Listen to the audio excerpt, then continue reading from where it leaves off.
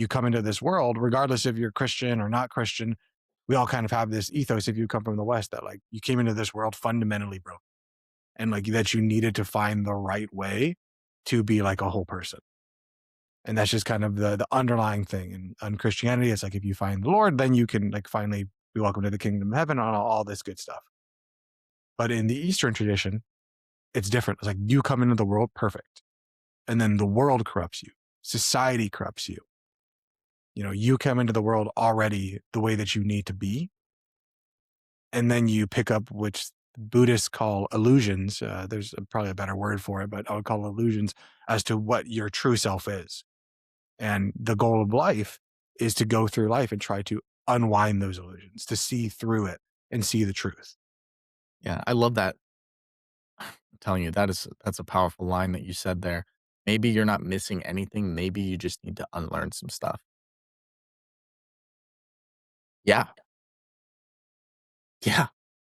That's I feel like Oppenheimer's here. He just blew off the bomb, you know? It's like, yeah. Um, maybe I've been looking up when I need to be looking down. Maybe I've been looking to add when I needed to subtract. I never even considered. I mean, obviously we've talked about like, you know, getting rid of certain habits or no, you know what? I'm wrong. I'm wrong on that. I don't think I've ever talked about getting rid of any habits. Um, it's more of like we need to start doing this more. Maybe you're not missing anything. Maybe you just need to unlearn some things. That is You that's know, very interesting. I think about that a lot. Like, how many things do we go through life and we're like, I'm not where I need to be. It's because I'm not doing enough. And we think that it's because of me. It's because of my motivation. It's because of my discipline. It's because I don't have enough willpower. We just blame ourselves over and over and over again for not getting to where we want to go. But maybe, and this is something that I've been thinking a lot, maybe it's just the systems that we have. Maybe it's our system is flawed. You know, we only have so much energy, so much life force that we can put into things. And I think that we're all running around trying to put our energy into all of these different things, put our money into all these different things, put our time and our effort into all these different things. And they're never servicing one overarching goal. So I think it's good to have these subsequent goals, but you can only use that with the margin that you have left of what you pour into the supporting goal, into the main goal, the highest order. Because I think there's too many people out there, you know, myself included, that are chasing all of these rabbits. I got to do this and this and this and this and this to be enough, to be good, to feel accepted. Where maybe the plot should be, I need to do less. I need to do the right thing. You know, there's this old, what is it? It's kind of like if I need to cut down a cherry tree, like you can get an axe and you have an hour to do it, and you can just go for it and just start just cutting down and start just smacking at it. Where the smart person would sit there and spend 59 minutes sharpening the axe. Where I feel like our society and maybe within ourselves, we feel like, oh no, but that's a waste of time.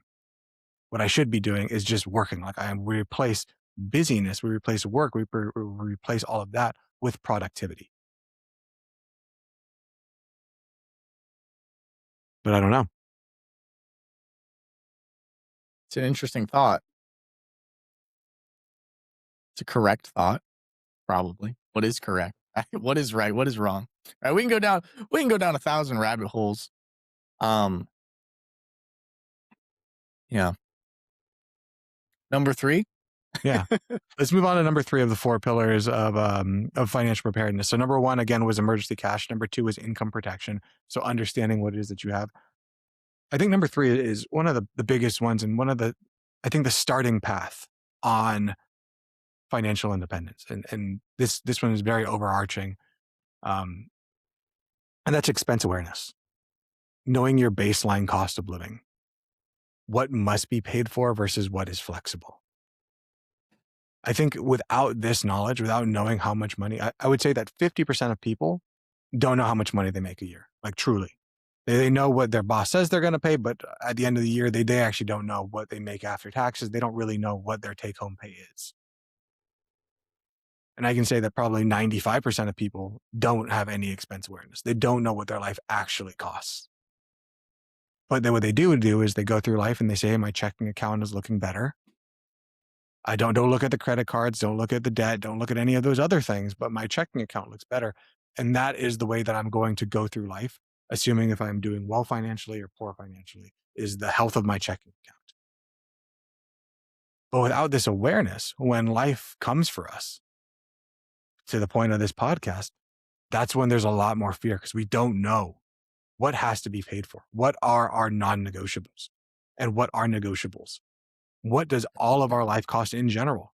And can we take a step down or do we need to figure something out really fast in order to survive a little bit longer? And sometimes you make some pretty bad decisions. I think a lot about jujitsu, right?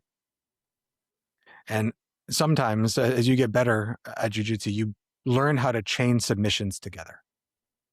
And sometimes like you might be going for like an umaplata, which is a shoulder lock. And the person knows like, oh, I'm in a really bad situation. I need to roll out.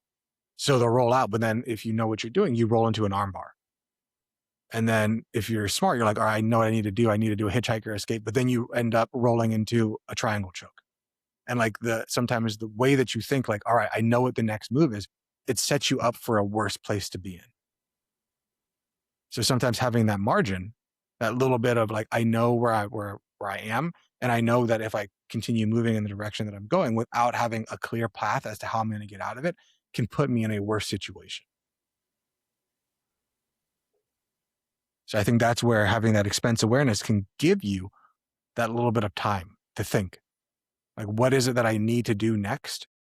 So I don't have to just make a decision that could put me in a worse situation.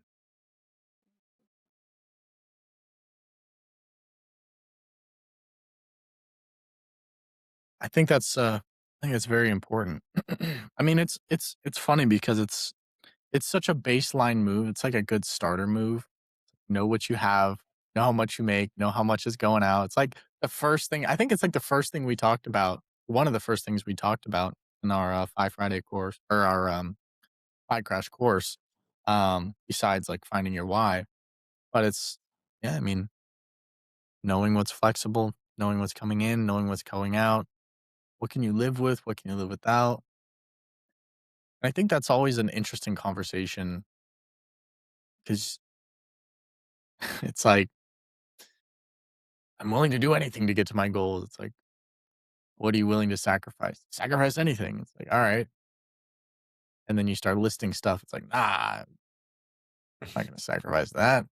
I love going to the expensive gym. I love driving the Ferrari. I love these high class amenities. I only eat organic. It has to come from Whole Foods. It's like, okay, well, you know, you just said you were going to you would be willing to sacrifice anything to get to the goal. So it's either you're a liar or you don't want this goal that bad if it came to it. But I think awareness in anything is a very important skill to have and a very difficult one to train. I'm not sure how you would train awareness to become more aware. Um, Start questioning everything, but Yeah, I think it starts with questioning. To, yeah. to your point though, about people get hooked on the lifestyle, they get hooked on the things. And then when you ask them to unwind those things, when they say like, I'm willing to do anything to get myself out that situation, it's just not true because to point number 4, you need to have flexibility in your lifestyle and you need to avoid building a life that only works when everything is going right.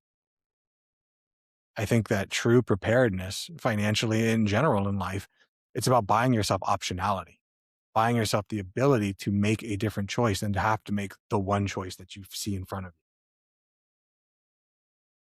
And I think that's hard. I think it's really hard. I think that a lot of it again is because we never want to, as a human being, feel like we're moving backwards. Like we're kind of put on this earth to feel like we're growing and getting better. And again, since money is quantifiable, you can see if you're getting better or worse monetarily. But sometimes in life, maybe where you might take a loss monetarily, you're growing in other areas. You're growing in your self-worth. You're growing in your ability to depend on yourself in times of need, your ability to trust in yourself.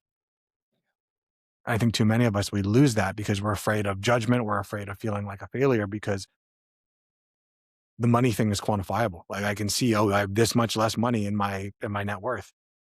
But how much I can depend on myself, how much less stress I have, how much whatever, that's not viewable from the outside. It's not quantifiable. It's not easy. I can't compare it to somebody else.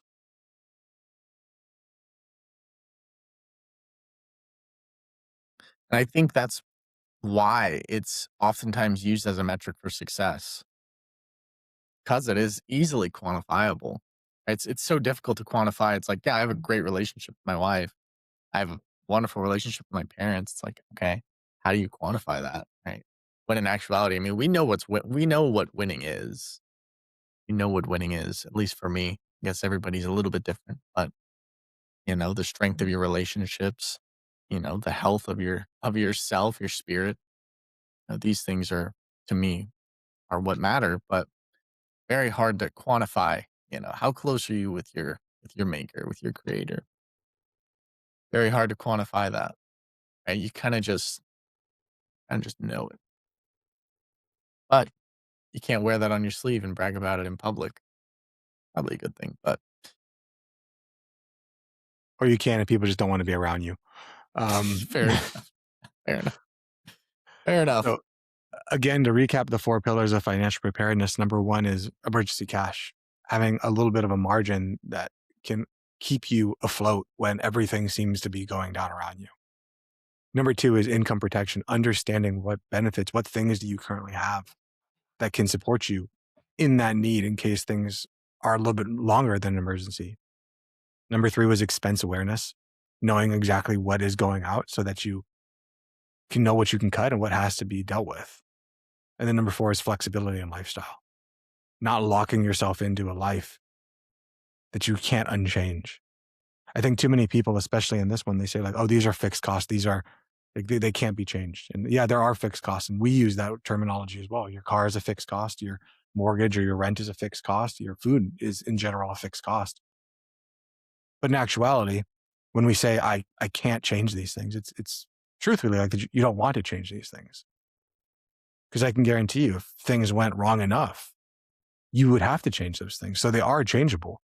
They're just the harder things to change. It's much easier to say, "Oh, I'll just cut out the latte," than it is to say, "I'm going to sell my car and get a cheaper car," or "I'm going to stop shopping at Whole Foods. I'm going to start shopping at I don't know Costco and Sam's Club, and then really buy in bulk and use my freezer and stuff." Those things are harder decisions. They take more mental effort than it is to say, "I'm just not going to walk into the coffee store Mondays and Fridays." I want to go back and to talk about the myth that really hurts people when it comes to financial preparedness. And I've seen this so many times. And it's the same excuse that you hear when someone says, we should start preparing for retirement. You should start thinking about what comes next. And it's once I make more money, then I'll get prepared. There's always this magic when. And I think it was Seneca that once said the one thing that all fools have in common is they're all getting ready to start. And my hope is with these podcasts is to bring awareness to even if you are prepared, life can come for you quickly. So if you're getting ready to start until life is perfect, most likely it's not going to happen. Chaos scales much faster than structure does. It's very easy to tear down a tower. It's very difficult to build one up. Preparedness is a habit. It's something that you build every single day. It's not a milestone. You don't ever reach it where you're like, all right, I'm done. I'm prepared for anything that can come at me.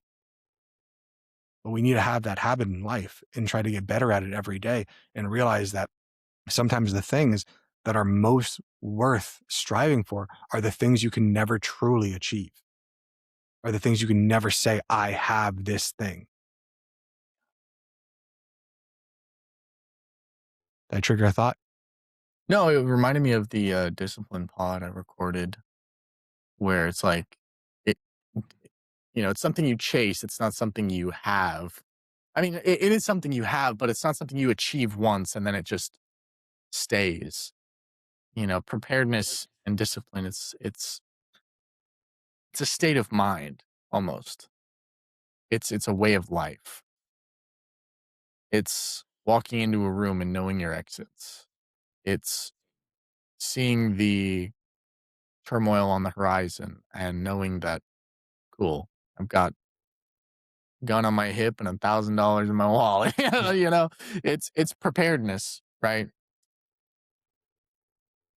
And I think it's something I don't know. Maybe I'm disconnected. I might be disconnected, but I think it's something everybody wants. Everybody should want, especially as a man. Especially as a man. I mean, an unprepared man is not a good man, right? And that's what we're taught. That's what we feel. But the crux of it is you can't prepare for everything. You're only a man. I can't prepare if, well, my, you know, house catches on fire. It's like, okay, I have fire protection, house insurance, all that stuff. Good. Cool. What about the priceless family heirlooms? You didn't prepare for that? They're priceless. Why didn't you? And it it it invites a dangerous thought because while being prepared is very important, it both strengthens you and opens you up to judgment almost. It strengthens you and also weakens you at the same time if you're not careful enough because you can never be too prepared and you'll never be prepared enough, right? And like most things, you got to find that balance for you where you can live with yourself. And that's tough because for a lot of us, there's always that nagging sound in the back of the head. It's like, listen, you should have done more, man. Should have. Yeah. I know you could probably do more. I know you could do more. It's like, yeah, yeah, I could. I could sell my freaking blood. And I could sell my soul. I guess, yeah, but that's not a route I want to go down. I've listened sometimes to Alan Watts. He was a philosopher back in like the 70s and 80s, a Buddhist philosopher from the West. And I think a lot of us, and to your point, Dominic, we kind of think like, I could be doing more. I should be doing more. I have to be doing more in order to feel like I'm good, to feel like I'm worthy of even being here. But sometimes I think, like I know for myself, the only way that I can feel like I can quote unquote relax and just kind of chill is I have to like schedule that days in advance, right? I think we live in this hustle culture of like you should always be trying, you should always be striving, you should always be getting better. But in truth, maybe sometimes the meaning of existence is just to simply exist and to not sit there and be like, I should be doing better, I should be doing better, because then you're never actually living. You're never actually present because you're always just sad that you're not doing better. I want to talk a little bit about what being unprepared really costs to people, to kind of get back to the podcast. And the biggest thing that I see from working with people is it's stress, the stress of what if. And then when the what if happens, the bad decisions, the high interest debt that gets accumulated, the strained relationships, the feeling trapped. The reason I started my company, Mons on Wealth, is because I wanted to be able to teach people to get money out of the way so they could focus on what matters most. One of the big reasons I started the podcast is to be able to teach people, not because we're freaking on the mountaintop because we figured it out, but because as myself have failed so many times, tried different things, tried getting different ways, tried all of these different stupid ass money schemes in order to figure things out. And only one way that I figured out worked. And that was finding clarity. That was understanding. That was getting a better relationship with myself. And still like, don't even feel like I'm even close to where I need to be. And I know that that was something that was important to you, was coming and like kind of using ourselves as avatars for other people so that they could see like, hey, you're not alone. Because one of the worst things in the financial influence space, which I don't think we are, but is that everyone is going around saying like, you have to listen to me because I'm perfect. And like, cause I have figured it out. And in truth, like that's not very relatable to the majority of people because most people aren't perfect and they know it. So when there's someone who's saying that they are, it feels disingenuous. And I can tell you from personal experience, because I've worked with many of these people. I've worked as a financial advisor. I've worked with ultra high net worth advisors and individuals, that most of them are lying. Shit, all of them are lying. So I'd rather be much more truthful with you and kind of tell you that sometimes being unprepared, the cost is far more than financial. It's emotional, it's relational. It's the most important things in your life, the things that you look back on your deathbed. You're not going to worry about the money you had or didn't have. You're going to worry about the quality of the relationships, the quality of your emotional health. And those are the things that get sacrificed when you are unprepared.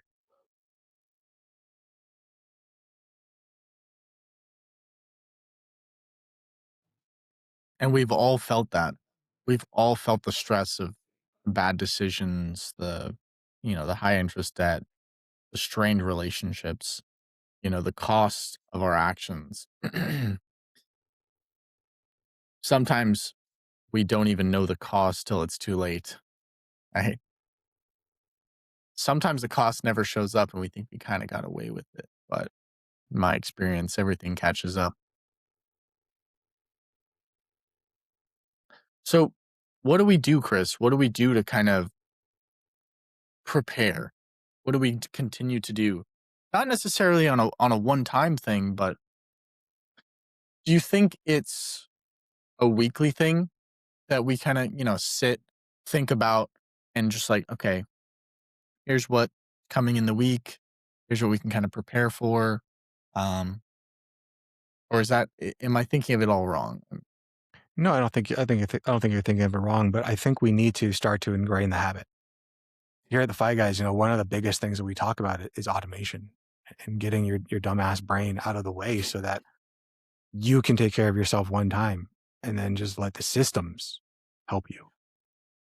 And what that means is understanding what we talked about earlier, like how much money is automatically being saved for these emergencies.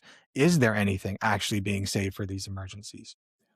How much money is coming in? How much money is going out? What is doable and not doable? Because there are people in this world who prepare, and those people often feel a lot more calm, even when there's chaos. They get to make slower decisions, decisions that maybe align better with their values and what they want. They get to be more confident and more in control.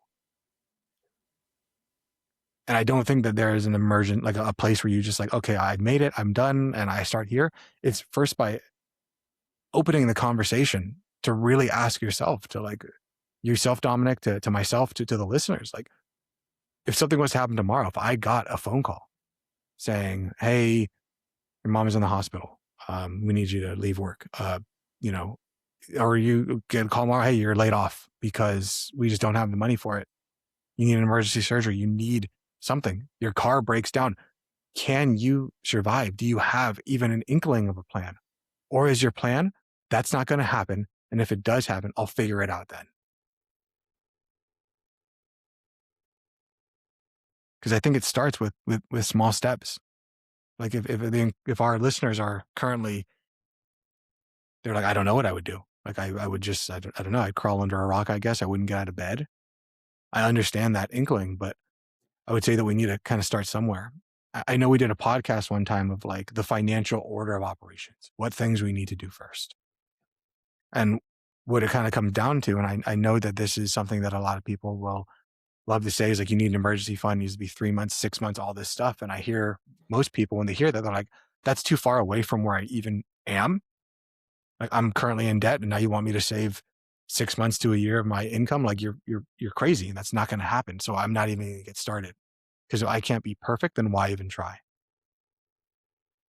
And again, this isn't about perfection. It's about one small step. It's about setting up a little bit of a plan to get to yourself where you want to be because these things are never going to be fully actualized. So the first step that we talked about in financial preparedness was having an emergency savings. I think I called it the crisis fund. And that crisis fund, if you don't have a number, is $1,000, but ideally it's the highest deductible that you have. So if your car deductible is $500 and you have no other ends, then $500. That's not your endpoint, but it's a good place to start. because typically when crisis comes, insurance is there to pick up a little piece of it. And, it's whatever the highest one is. So maybe you might look at your health insurance and kind of look at that and say, hey, if the worst was to happen, what is the highest out of pocket max a year? And it's a scary number for most people. It's a lot more than I bet you think it is. So that might be a place to start and to say, like, all right, maybe I can't do that right now, but maybe I can hit my car one. Maybe I can hit my renter one. Maybe I can hit something and get started and start to see momentum build, because that gives you a little bit of margin. And that money can be used for other things. Maybe you have a tire blow, maybe something else. An emergency is an emergency. But when it happens, you need to replenish it after that happens. I think the second thing people can do is start to list out your monthly must pay expenses. And I want to put the word must in quotation marks, because there really is not many things in this life that are a must, but there are things that are harder to unwind. And you need to understand what those things are and what they aren't.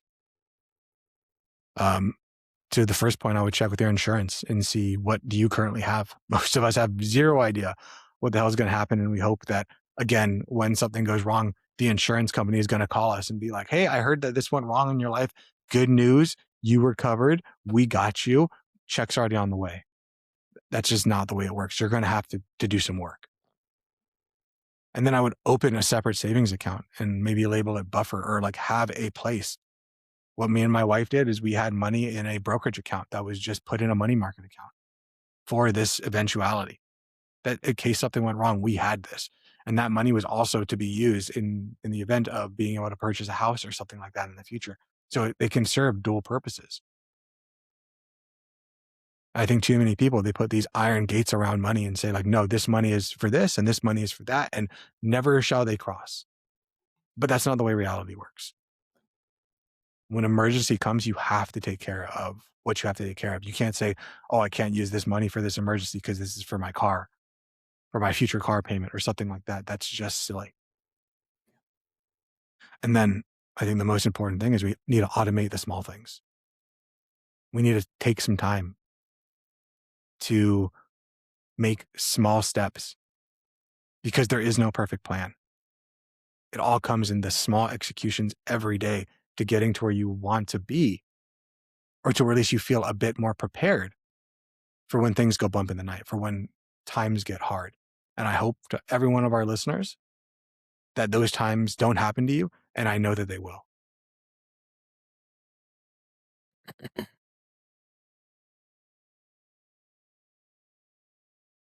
I think it's interesting.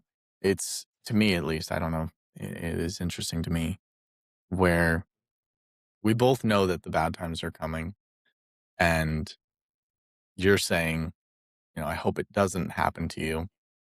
And I'm just a sadistic guy, I guess. I'm like, yeah, I hope they happen. I hope they Yeah. happen. Right. I'm always that, I don't know why. I'm always that friend group. I'm always that friend in the friend group. I'm like, yeah, man, I hope you feel pain. Like, I hope it hurts. Right.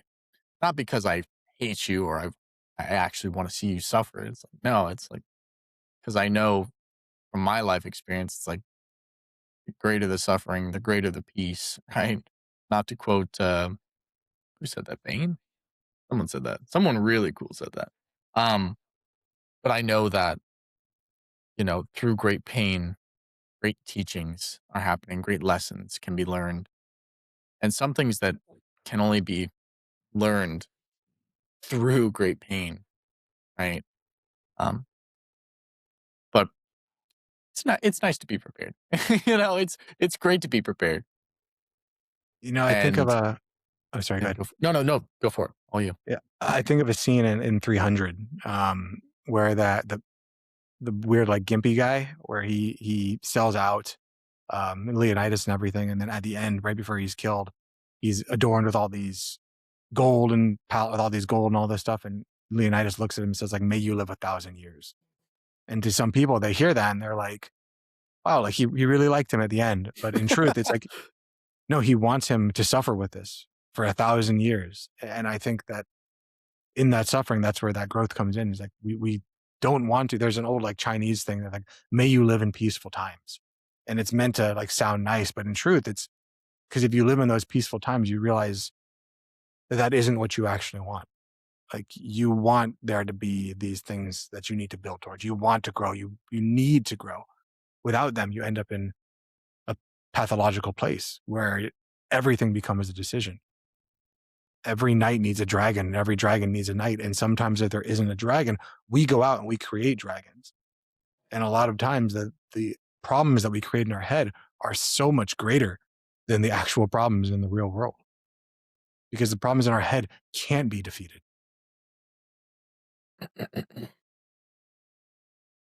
Poor FELTs. Poor guy. May you live 1,000 years or 1,000 lives or whatever he said. That's so gangster. That's so cool. No, I think you're spot on though. I think every dragon, I don't know about every dragon needs a knight, but every knight needs a dragon.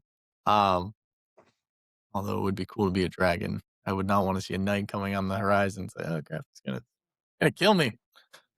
But I think you're right. We do create these monsters in order to battle them. And sometimes the monsters win.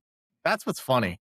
It's like we create monsters that beat us because it's like, well, I know all my weaknesses. So it's like, I'm just going to load this monster up with like leg sweeps for days. And it's going to kick my legs out. But I like that. I think that's important. All of us have to go to battle. And it seems like, I don't know, Chris, is it something that like we have to go to battle daily? Is it a daily thing? Is it, I think so. yeah. And I think that sucks to say. Like, I don't want to battle every day. Like, I don't want to have to think about it. But I think in life, if you put yourself into the fire, then when the fire comes for you, it's not as bad because you know that you can handle it. But if you never have tested yourself, if you've never put yourself through, and I think like it comes down to like working out to like trying to, I don't know, do a cold plunge, like go try to run a mile if you've never ran. Like there are things that we can do in our lives that are actually healthier for us in the long term that suck in the short term, but show us that we can make it through. Because earlier, before we started this podcast, Dominic, we both talked about how like our confidence has been shattered and like kind of taken by life. And the only way that we build that back, and we both knew it internally, like we both knew what we had to do, we have to prove to ourselves that we are the kind of people that can make it through hard things. And rather than waiting for those hard things to come, you can put yourself into that because you don't want, at least with that, you're in control. It's like, think of the agony of when you hold your breath for as long as you can. There's a part after a little while where you're like, oh man, this really, really sucks. Now imagine how much more agonizing that would be if you were actually underwater and someone was holding you down and you couldn't stop it by taking a breath. That's a lot more fearful. That is a lot scarier. There's a reason that people train to fight. They train jujitsu. It's because they know that they can end it with a tap. But in real life, if you were in a real fight, no one would want to walk into those situations. No one would put themselves into a jujitsu gym if there was no tap. If you get in a triangle, you get in an armbar, like the only way we stop it is when we either break the arm or you die. Like no one would train. But the reason it's fun is because we put ourselves into the situation so that we can get better and because we know that there's an out. I think it's the same thing in life. So when it comes to financial preparedness, I want us to realize that being financially prepared, it's not about fear. It's about trying to design a life that can absorb punches. Because we all have a plan and then life punches us in the freaking mouth. And when you have a little bit of this big picture reframe to see it, you realize that money is just a tool. It's a tool to reduce friction. But too many of us, we use this money as the scoreboard and we lose the plot as to what life is about. Preparedness is about self-respect. It's about respecting your future self enough to take care of them. Where I think too many of us, we're locked in the right now. And we're trying to make sure that at least right now experiencing me, is taken care of. And that's wonderful. Experiencing you should be taken care of. But I think in the back of your mind, because I know that I do, that sacrificing your long-term health for your short-term well-being is doing absolutely nothing for you. It's like watching 6 hours of shorts. Was it fun? Sure, I guess. Like, I felt distracted for 6 hours, but what did I get from that?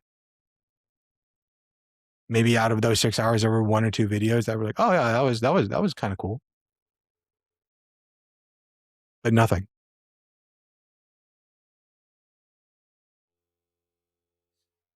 Before we encourage the listeners what they need to do, Dominic, do you have anything else? There's been a lot of things said today. And if anything, if you get anything from this, I hope it's to really just sit with yourself and think more and think about what could be and what has been and what is and understand your place in the idea of change.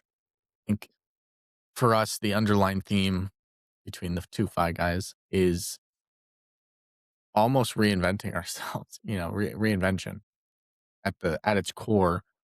Um, I know today's episode is about preparedness, and I recognize that, but prepare for what? To return to what?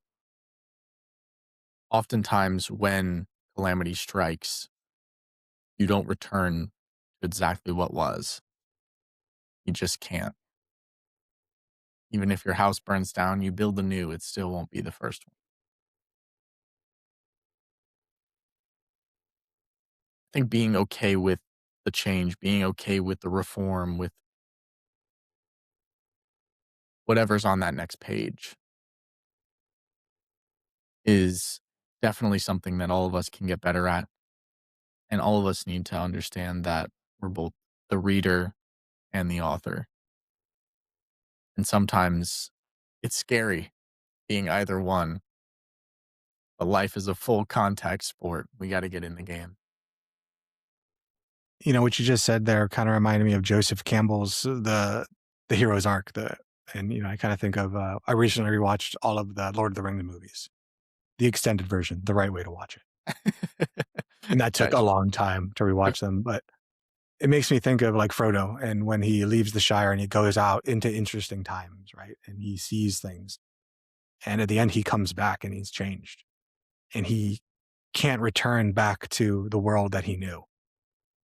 And I think a lot of us, we fear that. We fear that inevitability, that truth, that maybe if we go out into the world, maybe if we change ourselves, maybe if we begin to move into a world of the unknown, we will not be able to come back to where we currently are.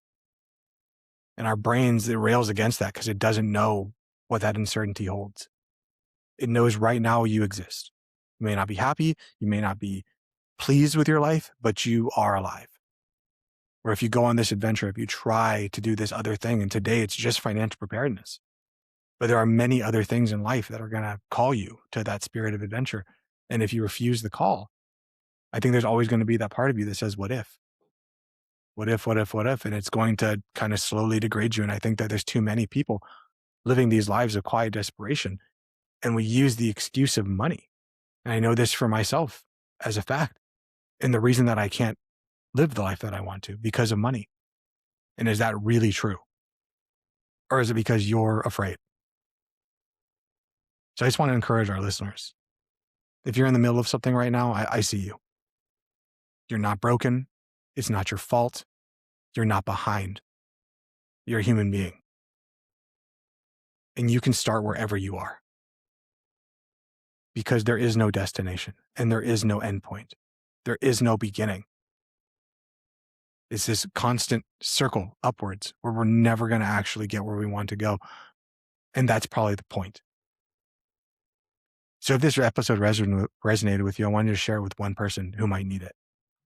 Subscribe, leave a comment. Let us know what your thoughts are on this. Do you like this format of a two-parter?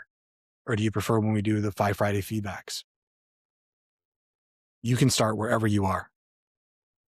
And reaching out if you want help, build your preparedness, in building your preparedness plan, you can reach out to the Fi Guys video podcast at gmail.com. You can reach out to me, Chris at Monzon Wealth. I'm more than happy to talk with people and try to see what I can do to help them so that they not end up in this situation. Because life moves fast, but people that are prepared slows down the damage. So thank you so much for joining us for this two-parter. Dominic, would you close this out? Absolutely, guys. Well, we appreciate all of you for listening and learning and being with us in this tumultuous journey we call life and the Fi Guys podcast. We really appreciate it. Like Chris said, if you liked it, give us a like. If you really liked it, also share it with a friend, drop it in any group chats, any discords you're in, and make sure to spread the word of Fi. But yeah, guys, just know that we are also on the journey with you. We are not talking from the mountaintop. We're talking while climbing the mountaintop. Yes. You fail to plan to fail. We'll see you guys in the next one. Later. Peace. This video podcast is sponsored by Monzon Wealth. The content in this podcast is for informational purposes only and should not be considered financial advice. We do not endorse specific products or services. Past performance does not guarantee future results. The opinions expressed are those of the hosts and guests, not the podcast sponsor. It is crucial to consult with a qualified financial advisor or professional who can provide advice tailored to your specific needs before making any financial decisions, investments, or taking any other actions. If you are seeking specified help, you can reach out to Chris at monzonwealth.com.